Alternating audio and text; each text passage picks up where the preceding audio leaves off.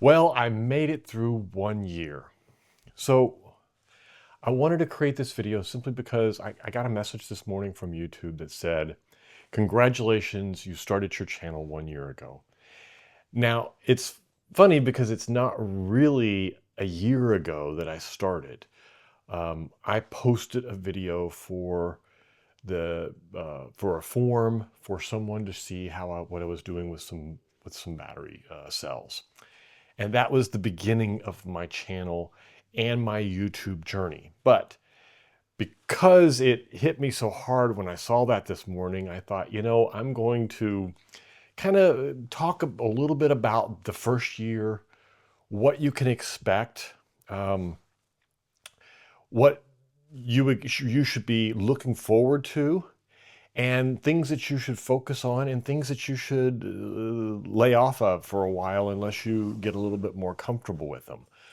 This by no means is a complete thing. And this goes with any advice you get from YouTube, people suggesting what you should do. Most of them are telling you what worked for them, but everyone's story is just a little different. So you need to make sure that you adjust it for your story, but at the same time, keep in mind their what they've learned from it to hopefully save you some time. And that's what I'm trying to do here, is tell you some of the things that work for me, and you can combine this with others. I go out and watch, Rob the Martimer, or Brooke, or Ty all the time. And their videos, there's always something new to learn, regardless of who is presenting the video. And you're going to find those people that you like, and you're going to find those people that you don't like. Sometimes it's personality, sometimes it's advice, sometimes what they're doing has nothing to do with what you want to do. So I'm going to go through some of the things that I did, and I want to make sure that this is really clear to you guys. I turned 55 this year. I started my YouTube journey at the age of 55. So I hope that you know that this isn't just for young people. This isn't just, go out and do it because, you're young and you want to get it. For us older folks, we have more, and it's strange saying it in a sense of older folks. For us that have more life experience, we have things that we can teach people, and it's really been a lost art. I went to get an inspection yesterday, a permit actually for a fence that I'm putting up around the yard. And I went in and I had to get a septic tank permit, and I sat down I walked past the desk, and the lady was on the phone, and I'm like, okay. So I go over to the desk, and they had a desk, and they had a list of instructions. And at the very top, it said, please read all the directions before submitting your permit. And so I sat down and I went through each and every one of them. And the last one was make sure you sign your survey and all that kind of stuff. So I turned it in, and the lady starts asking me questions. And I start laughing, thinking to myself, this reminds me of my fifth grade teacher. My fifth grade teacher had a test, a quiz, every day of every week. So there was 5 quizzes every day. And on every one of those quizzes, it said at the top, read all the questions before you start. And every week, one of the tests, somewhere in the test, it could be question 15, it could be the last question in the list, it would say, after you've read this, turn in a blank test paper and you will get an A. And every week, she would announce all those people who didn't listen and follow the directions, which the first direction was, read the entire thing before you start. Therefore, you should have nobody turn anything in on those days. So it kind of reminded me of that. And that is my take on why we people that are in our 40s and 50s and 60s have so much to offer, because that type of education, I don't believe it exists today. I don't believe you would have teachers doing that in today's world, unfortunately. And I'm sure there are some that are like that, but the world has changed a lot. So you have something special to offer to people, and you should make sure that you take note of that and start your channel. So today I'm going to go over some of the essentials that I went through in the last year, what you need, what you don't need, and hopefully get you on the right track also. All right, so how to get started is extremely popular question when it comes to people getting into YouTube. And I want to point out that I specifically recorded this video with my phone because I didn't want to use any fancy equipment or anything. I wanted to prove a point that with a phone and a simple microphone, you can record good quality videos. So this means I recorded for the first 11 months. Today's being the 23rd, almost 11 months, because on Christmas Day, my wife bought me an iPhone 17 because I was so impressed with the camera that's in it. But until that day, until Christmas, almost a month ago, for the first 11 months, almost every video I had was recorded with an iPhone 10. So anything from about iPhone 7 and above is more than high enough quality for you to get started recording YouTube. As a matter of fact, it's almost like I prefer it sometimes because the phone does such a good job of recording things, and it's so easy to use. It's always there with you, and it's very convenient and small in it. The bigger cameras seem to take a lot more effort. You're worried you're going to break them. You're worried, that they're fragile. You have to set them up. You have to keep the lens clean. You have to do all of this. You have to plug in a mic, and you have to do all of that. So please keep that in mind, that all you need, and this microphone is the DJI 2. You don't need something as fancy as this. I bought a little set of lapel mics for $30 when I first got started. And I would say probably the first 9 months of my YouTube career was using those mics. So for a $30 mic and the phone that you have, you can start recording good quality YouTube today. The video is the secondary to the audio. Keep in mind that a lot of people will not listen to a YouTube video if the audio is bad. So make sure that you're paying special attention to get good quality audio. And if your video is a little bit weaker, that can wait. Make sure the audio goes first. That's one of the very, very, very important things that you should learn about getting started. All right, let's talk a little bit about the different types of creating content, because there are some people that, and I didn't know this about some of these people, there are some people that insist on having a full script to sit down. I've got index cards today. Some days I have nothing. Some days I have bullet points. Some days I go into full live stream presentations that are 2 and 3 hours long, and I have a simple 5 bullet points. Other times I have fully drawn out schedules of all the items. I very rarely go past a bullet point or an outline type diagram. And the reason I don't do that is because I am really good at talking off the cuff, and it does not bother me at all. So that is why I do it. Now, I know there are some other creators out there. I was watching a video yesterday from Ty, and he was saying that he does teleprompter because he doesn't like the fumbling over the words and stumbling through the things and not sounding like it was, scripted and quickly and very fast going through it. I know that if you look at Rob the Martimer, he does exactly the same thing I do. Basically an index card or a small sheet of paper. He walks with his camera and records it there. I do a lot of hands-on, so a lot of the times my cameras are mounted so that I can record from multiple angles, but he does a single camera phone pointing back at him and doesn't even use the camera where you can see himself. He basically just points the camera at himself and trusts that it's going to be close enough because he understands that the audio is what's important. Brooke does a combination of the both. Ty does usually looks like fixed cameras. So we all have our own little style, and you're going to have to figure out which one works for you. But the simple thing is if you need to use teleprompter and read a script, then it needs to sound natural, and you're going to need to practice to make sure that you are good at that. I am lousy at it. If I read a script, it's going to be me going, please start connecting the connections. It's going to be terrible. So for me, it's a bullet point here where it says script, teleprompter, or no script.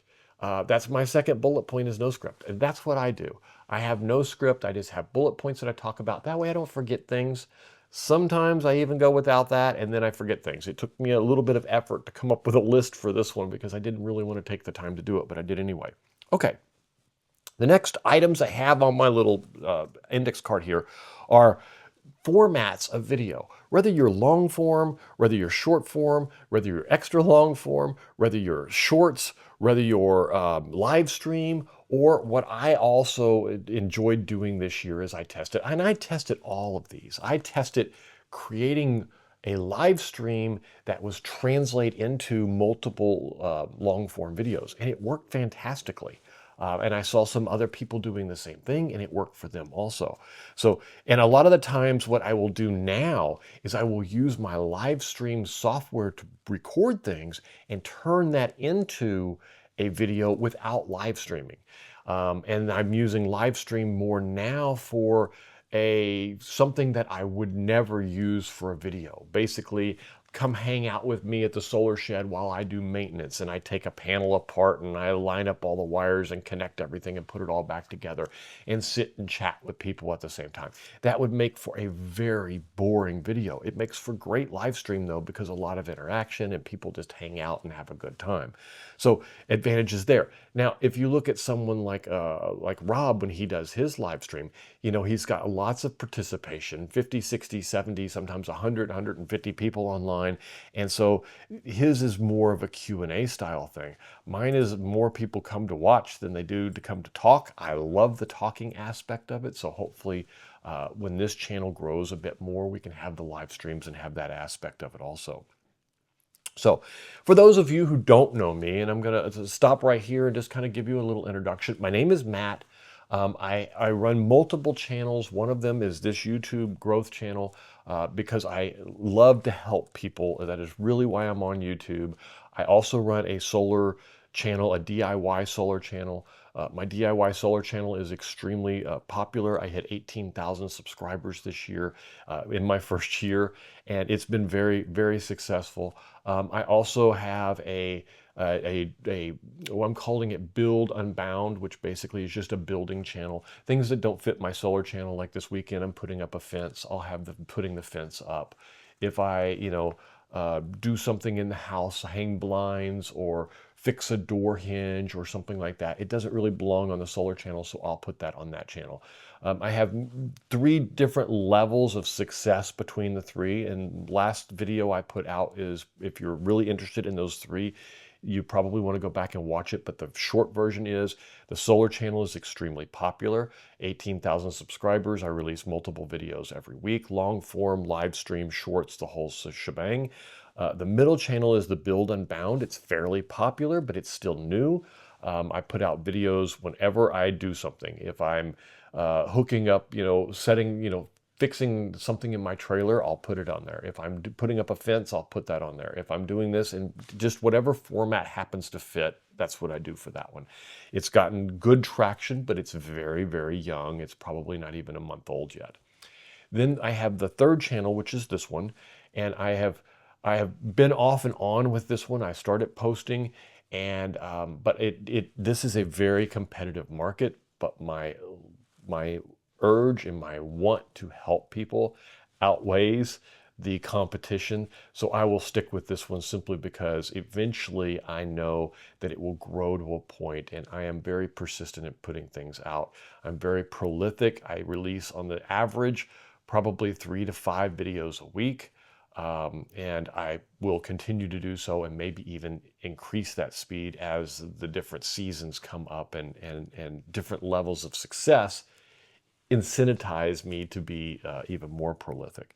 So that's me, and hopefully if that's something you're interested in, you can subscribe to the channel and come see me, and I'll put a link down below to the other channels in case you're interested in any of those.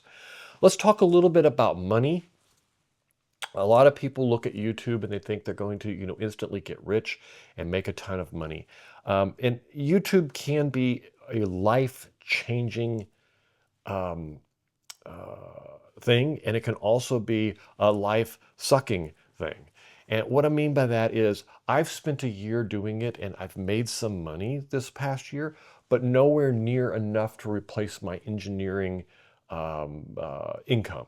I'm not at the point where I would consider going full time. I would love to go full time, but I'm going to need to build up multiple channels probably, or have some of the channels go extremely bigger or come up with more types of income. Now, let's talk about the types of income that are important to you. So if you're thinking that AdSense is going to make you rich, you stop thinking it. It's not going to happen. Even the most popular channels with thousands and thousands of hits may be making $3 to $5 per thousand. If you have 50,000 hits on every video and you're making, let's say, $3 a thing, you may make, a few $1,000s on each of those videos. You're not going to have every video hit that hard.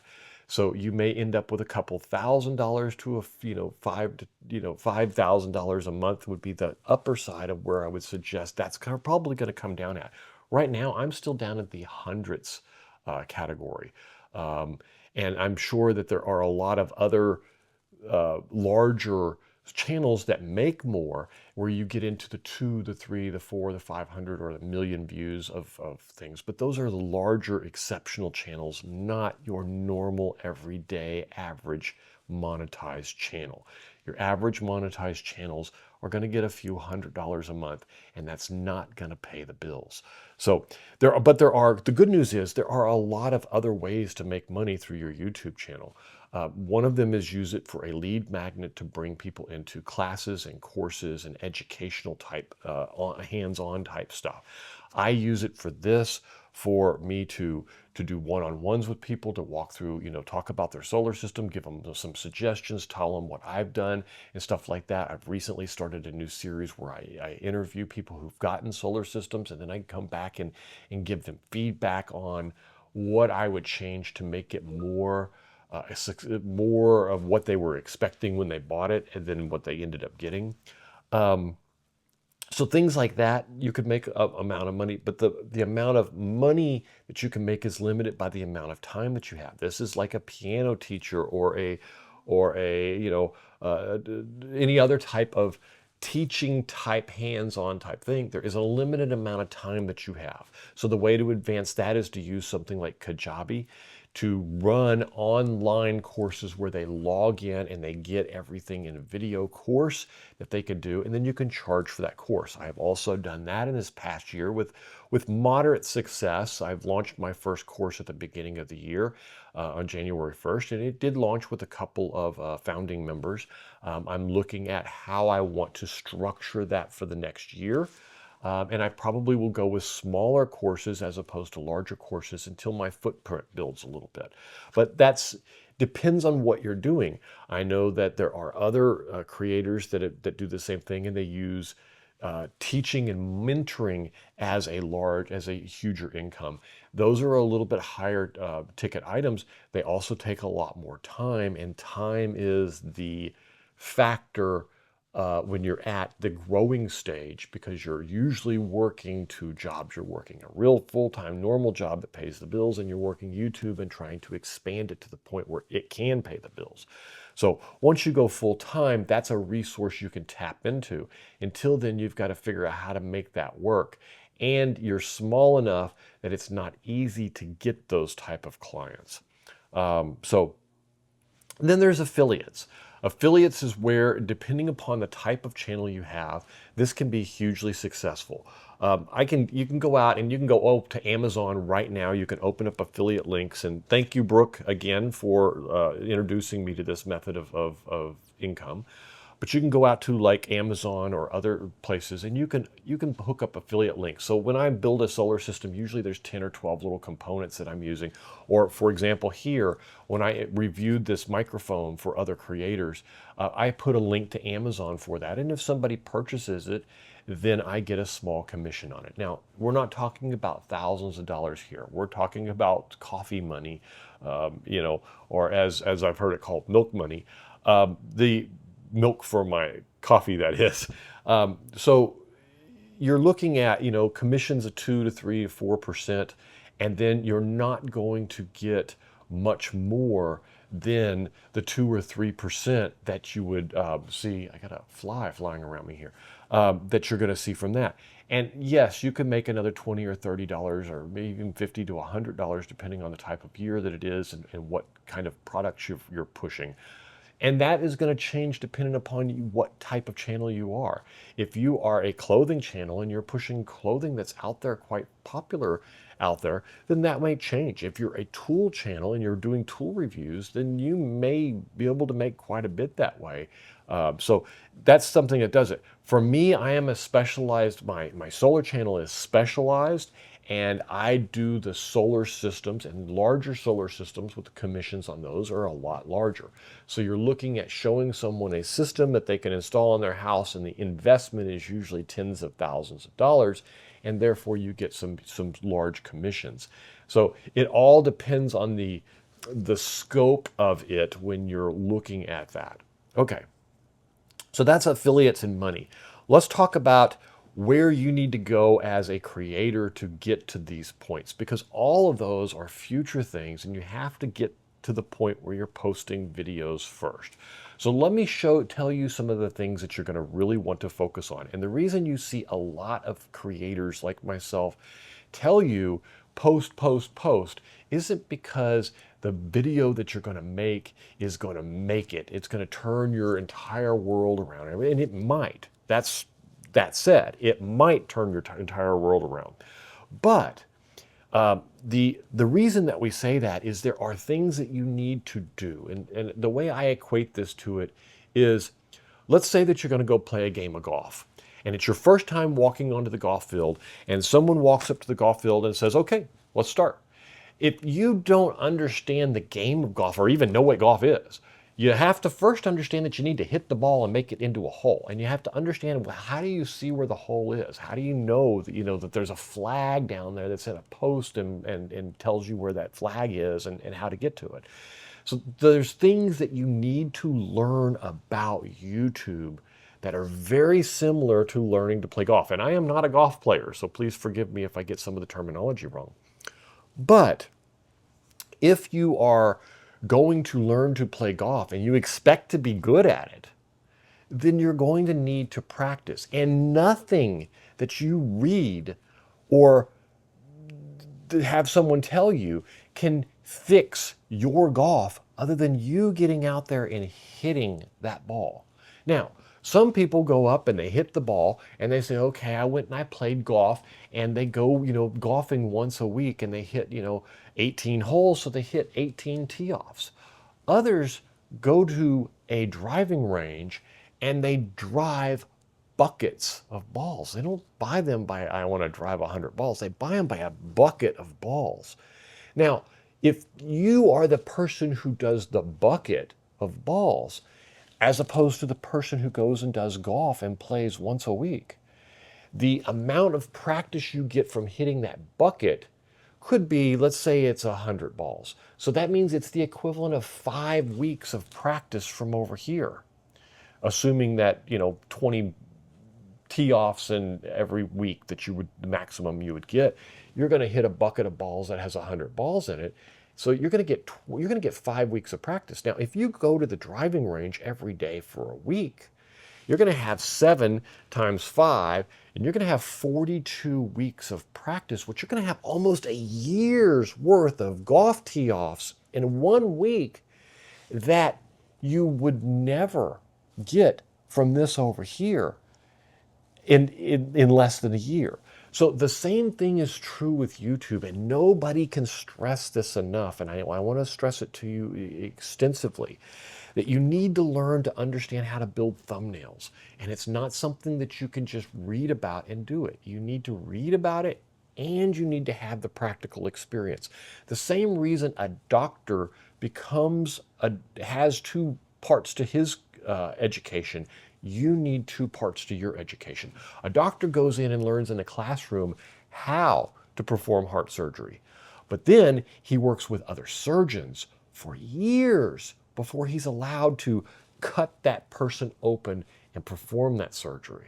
And that is the same thing is true with YouTube. No matter how much you learn over here, you have to do the hands-on piece before you're going to get good at it. So I stress to you that you need to learn to make the thumbnails, to look at the thumbnails, and what I did for my first year is I would obsess on one item for a week or two. In other words, I would scrutinize every single thumbnail for a week or two, and that would enhance that skill. And I would build thumbnails. I would investigate tools. I would make new thumbnails. I would, do everything I could and scrutinize it. And then whatever techniques I used from that, I would use that going forward, increasing the quality of my product. Okay. Then titles became important to me. And I did the same thing with titles. And the same thing works here. You need the education to understand why the titles are important, but then you need the practical experience to understand why that evidence works for you and how it works for you.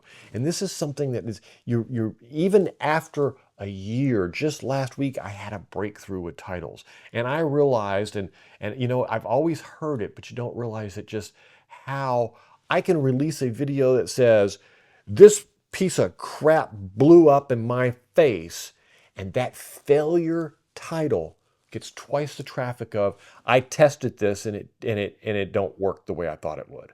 It's amazing sometimes the different things that you can do. Borderline, you have to deliver or they're not going to stay and watch. Okay, so now let's get into the next thing you need to understand is the first 5 or 10 seconds of a video is super important. The first 30 seconds is important. So you need to spend some time understanding what other people are doing within the first 4, 5, 10 seconds of their video. What are they doing in the first 30 seconds of their video in order to keep those people there, to hook them? And you'll hear it called the hook. So you need to understand that obsession with it. You need to understand how to tell stories and to get people involved through linking them into the past and pulling them forward and bringing them into your story and making the meaningful relationship with them. Because if they're going to trust you to buy something, they need to have that trust in you, and that storytelling is what's really important there. And then I obsessed on recently was music. I added background music, and you'll try things and people will complain about this, and you'll try that and they'll complain about that, and you'll learn to do it. And what ends up happening to me, and I know it happened to Rob also, is that you catch yourself, I'll watch TV now and I'll actually stay and watch the commercials because you see the techniques that they're using for shifting angles, for changing, zooming in and zooming out on people, from changing from camera A to camera B, to running B-roll, meaning the stuff that isn't part of what I'm recording now, where I may show you a picture of a boat, or I may show you a picture of a car, or I may show you a picture of a dog, and that tells the story through that B-roll. Okay, so then there's the cuts, there's the transitions from one to another, there's going off and when to do all of these things. And this, no matter how much education you have, they can teach you to use the software, but doing it is the only thing that is going to make you better. And so you need to focus on that. This is what I have learned my first year as a YouTuber. And I'm hoping that it saves you months of time and gets you further along than you are now. We'll see you next week or on the next video. Please like and subscribe. We'll talk to you then.